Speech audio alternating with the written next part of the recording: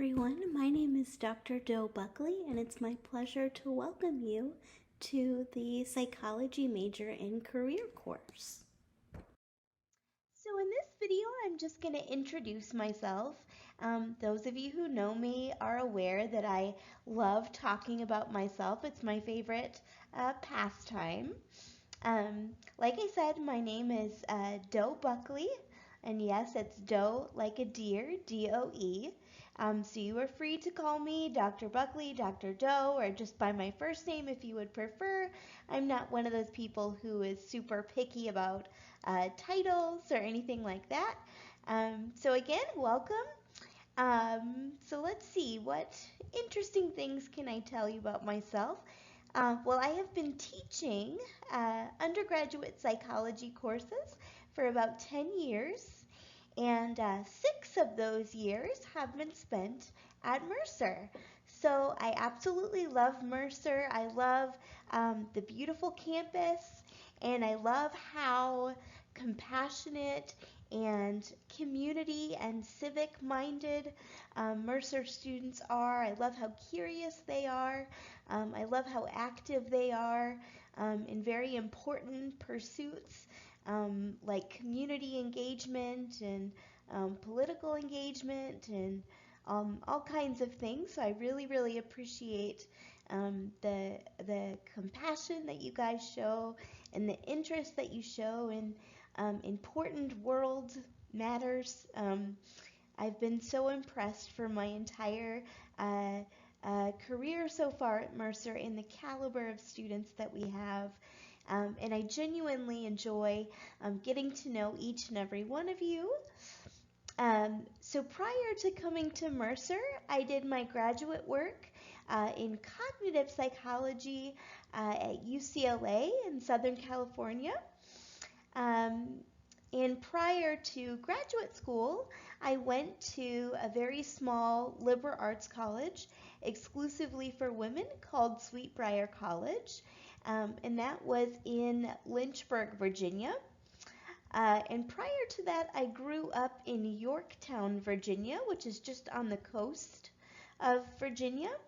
And I also spent quite a bit of time as a child in San Diego, California. So those are kind of my stomping grounds, if you like. And yeah, most of my family is military, so we were a Navy family, and many of my relatives are still in that service today. So that's kind of my background.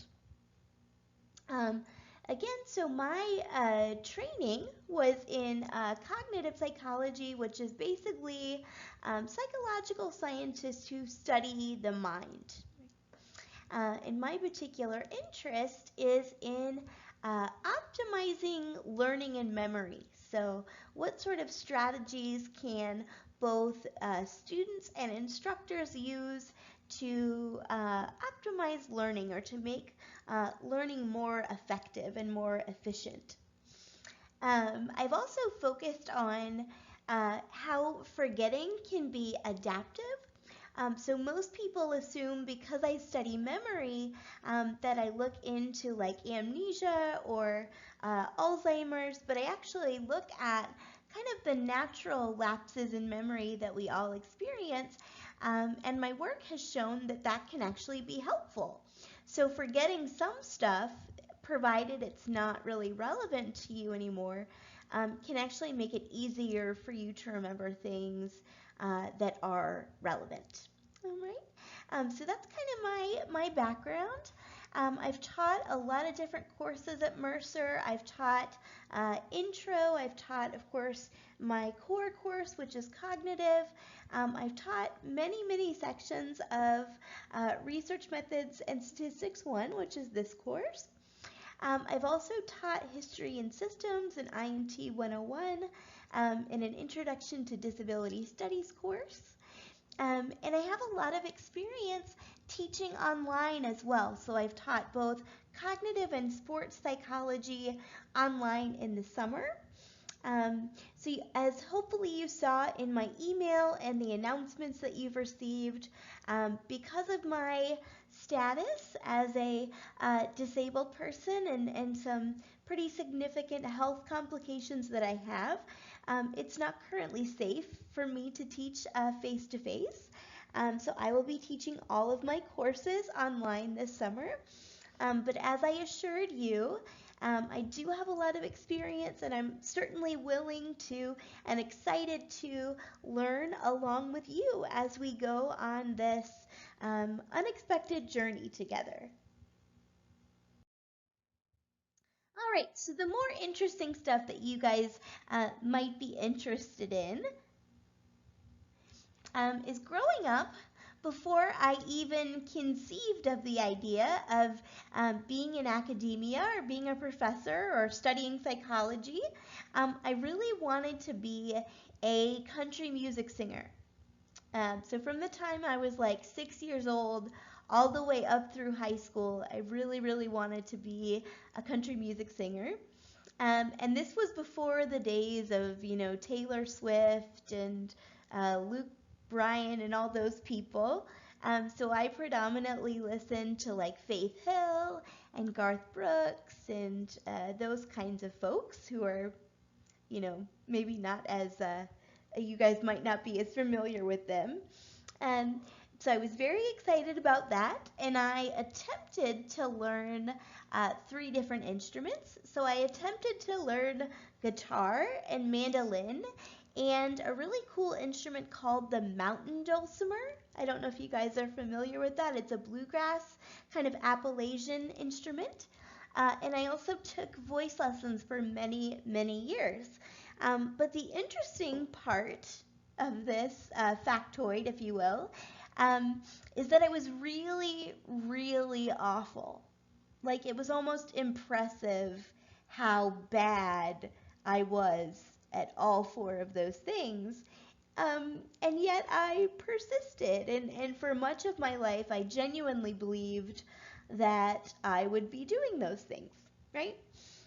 So why on earth do I share this kind of embarrassing uh, story about myself or fact about myself with my students? Well, one of the reasons that I do is because I know that a lot of you come into college thinking that you know exactly what you want to do, right? So some of you might want to major in engineering or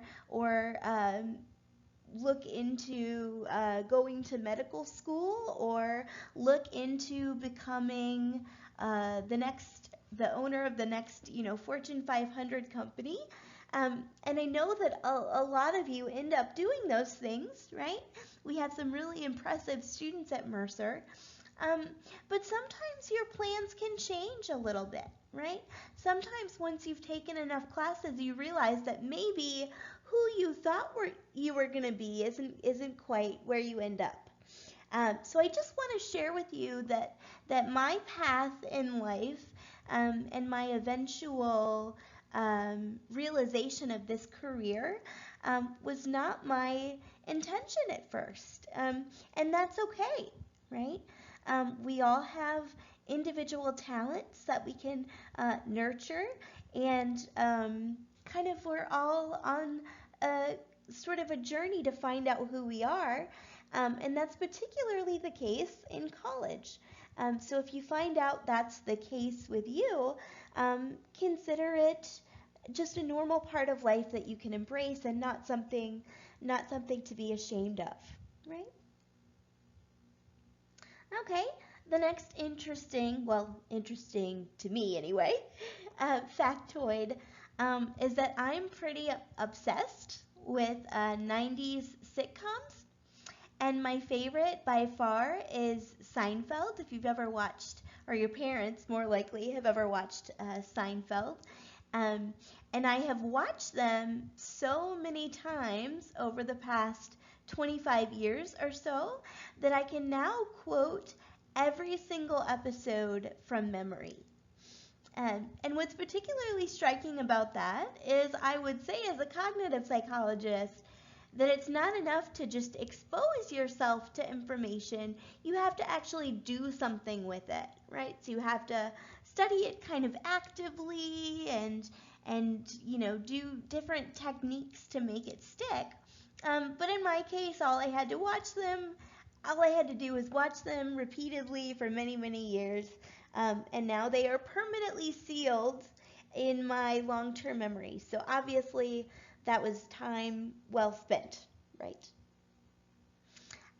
So the last little factoid is just I know that you probably hear this a lot, and it's almost cliche, but I really do love to teach, right? Whether I'm teaching on campus or I'm teaching from my house in my living room, I'm really, really invested in teaching, and it really means a lot to me. And I always, always hope and really strive for every single student in my class to have a wonderful experience. And like I said, we're on this journey together. We'll learn from each other, we'll adapt, and I'm very, very excited that you're here. All right, so my last slide is a slide that I made featuring my dog, Marley. So why on earth would I show you a slide with a bunch of pictures of my dog? Well, truth be told, she's very needy and will likely show up in some of my videos, wanting me to pet her, wanting to jump on my lap, wanting to walk on my keyboard, whatever. So I figured because it's inevitable, I might as well introduce her. So my dog Marley, I got her when I was in graduate school in 2014, and she is a Maltese poodle. And I actually trained her to be a service dog. So because of the kind of acute respiratory issues that I have, I trained her to either retrieve my medication and bring them to me, or she jumps on my lap, sits on my chest, and I can access medications that she has clipped to her. She's actually retired now, so she's not a working dog anymore, but she still has retained all of her special skills, so to speak. Um, and because I was in graduate school when I got Marley, I decided that she also needed to get her PhD. So she has her doctorate in canine psychology, and her research interests include cuddling, sniffing, scratching, chasing squirrels, and constantly demanding my attention slash affection, right? So I'm sure you guys will see her in various videos, and she is also looking forward to meeting you. All right. So this concludes my first welcome video.